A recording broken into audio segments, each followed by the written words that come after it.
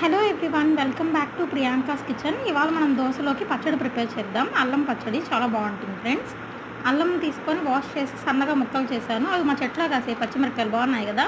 పచ్చిమిరపకాయలు, ఎండుమిరపకాయలు, టమాటాలు, చింతపండు ఇవన్నీ ఒక ప్లేట్లో తీసి పెట్టేసుకోండి. నెక్స్ట్ వచ్చేసి మనము ఆవాలు, జీలకర్ర, మెంతులు డ్రై రోస్ట్ చేసుకొని మిక్సీలోకి తీసుకోండి. మిక్సీలోకి తీసుకున్నాక ఇప్పుడు మనం కొంచెం ఆయిల్ వేసి మినపప్పు కూడా యాడ్ చేద్దాము. మినపప్పు కొంచెం వేయించి మిక్సీలోకి తీసుకోండి, ఎర్రగా వేయించేసేయండి దాన్ని కూడా ఆయిల్లో.